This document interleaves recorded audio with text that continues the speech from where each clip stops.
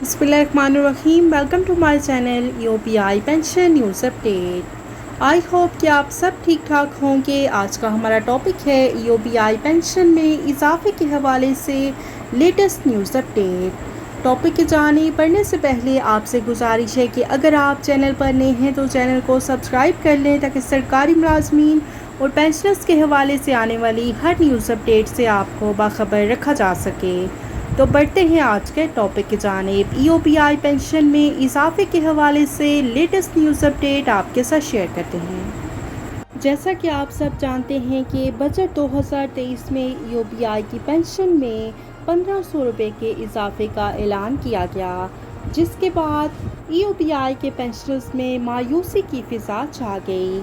और इस हवाले से जो पेंशनर्स की तंजीमें हैं, ख़ास तौर पर एप्वा, तमाम तंजीमें जो हैं, उन्होंने EOPI की पेंशन में 1500 रुपये इजाफे को मुस्तरद कर दिया।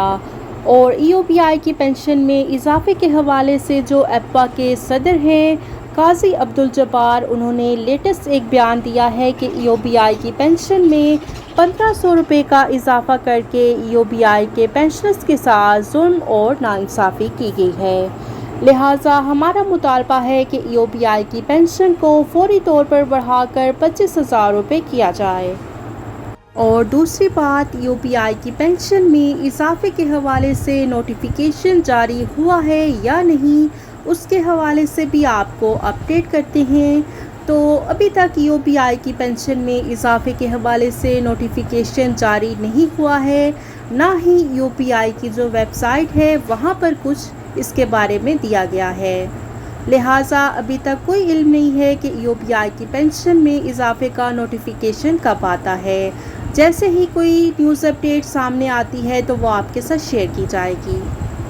और तीसरी खबर आपके साथ शेयर करते हैं कि EOPI के अंदर रीस्ट्रक्चरिंग के हवाले से ख़त लिखा गया है, और इस ख़त में क्या कहा गया है आपके साथ शेयर करते हैं। और उस ख़त में ये कहा गया है कि EOPI को फौरी तौर पर रीस्ट्रक्चर किया जाए। ये थी EOPI की पेंशन में इजाफे के हवाले से लेटेस्ट न्यूज़ अपडेट जो कि आपके साथ शेयर की गई। आई होप कि वीडियो आपको पसंद आई होगी, तो वीडियो को लाइक कर लें। अगर आप चैनल पर नए हैं तो चैनल को सब्सक्राइब कर लें। मिलते हैं नेक्स्ट वीडियो में, तब तक के लिए टेक केयर, अल्लाह हाफिज़, अल्लाह निगहबान।